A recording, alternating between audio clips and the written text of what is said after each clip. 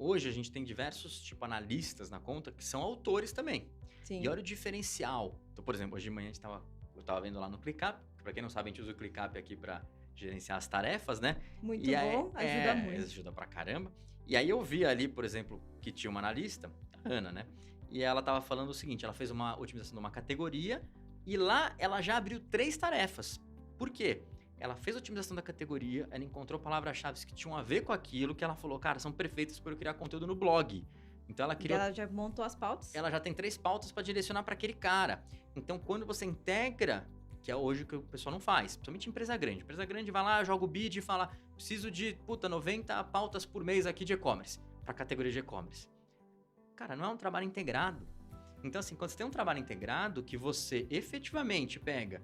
Você fala, poxa, a pessoa que fez a descrição da categoria, ela estudou as palavras-chave para fazer aquilo, ela entende do que ela está falando, ela já sabe como ela vai elencar os posts e conteúdos mais profundos para lá. E ela vai escrever o post?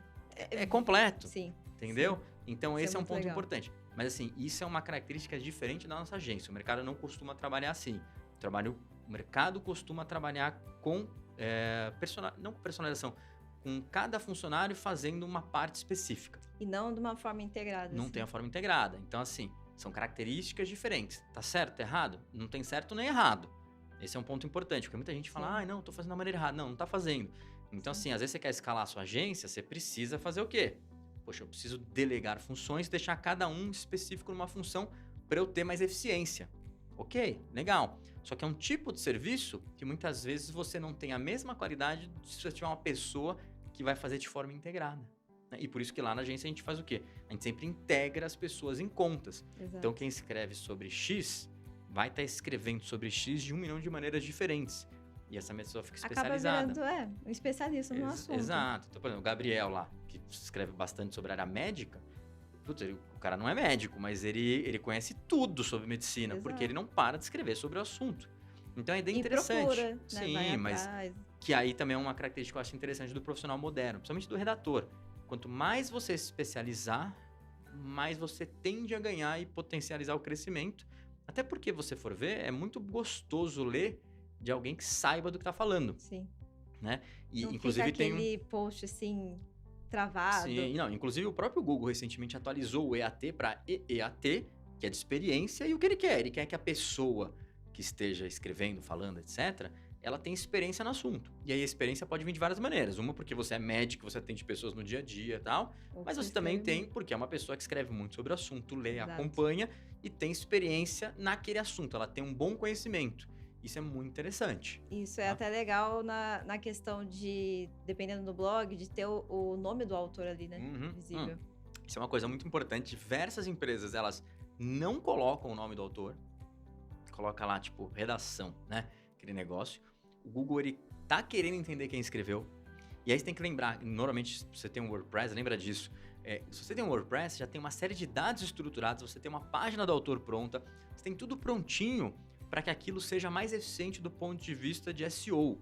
Sim. E sem dizer que aquilo traz relevância. Quando você acaba de ler um artigo e vê uma pessoa, então, sei lá, li um artigo sobre como plantar em casa, né? Como fazer sua hortinha caseira.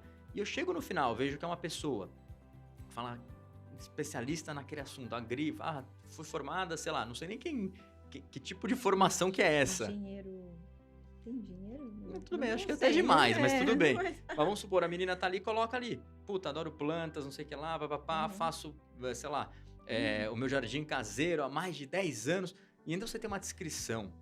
E aí você tem os links da pessoa, você entra no link da pessoa, você vê um monte de fotinho de jardim, você fala, cara, ela... É o especialista. Ela entende do assunto, Sim. entendeu? Agora, eu já vi vários sites que você entra ali e a pessoa coloca uma descrição assim, tipo, eu gosto de, sei lá, judô, torço pro Santos. Tipo uma bio do Instagram. É uma biografia dele ali, a pessoa bota um resuminho ali qualquer. Sim. E você fala, cara, mas eu tô lendo um post aqui sobre, sei lá, um artigo financeiro, e o cara que é o autor é um cara que colocou um negócio que não tem nada a ver com isso. Exato. Então, assim, agora, esse é o primeiro ponto, que é a experiência do usuário. O segundo ponto é que o Google ele já começa a entender, através de uma série de fatores, linkagem interna, página do autor, links para redes sociais, descrição do autor, porque tem toda uma marcação de dados estruturados ali, se esse autor tem relação com o que ele está escrevendo. Sim. E principalmente, se ele está ali no rodapé, de quantos conteúdos sobre aquele assunto. Então, quando ele tá lá e ele tem 1000 posts escritos Tem uma frequência ali sobre, naquele sei lá, blog. pediatria. Sim, Opa! Ele deve entender do que ele tá falando, com certeza. né? Então, isso é muito legal, porque é algo que... Não adianta, eu acho que tem atualização todo dia Sim, sobre sim. alguma coisa relacionada a isso. Mas a questão de experiência do usuário, e falando de uma pessoa que não era dessa área, e né, faz 1 ano que eu tô nessa, é absurdo. Sim. De você, às vezes, pegar uma coisa pra ler, assim, você não tá trabalhando nem nada, você pega algo pra ler, algum post, alguma notícia, você fala, nossa, por que não colocou isso? Porque você vira até meio crítico. Mas é normal Mas isso. é legal, daí você consegue ter uma noção de experiência de usuário que você não tinha antes. Com certeza. Então, nossa, uma coisa leva a outra. É. Você falou de dados estruturados, eu já até Mas emocionei. é porque... isso. Mas é algo que ajuda muito na Sim. hora de posicionamento, Sim. dados estruturados principalmente, e pesquisa de palavra-chave. E no dia a dia acaba ficando, né? Você comentou da Ana, Sim, sim.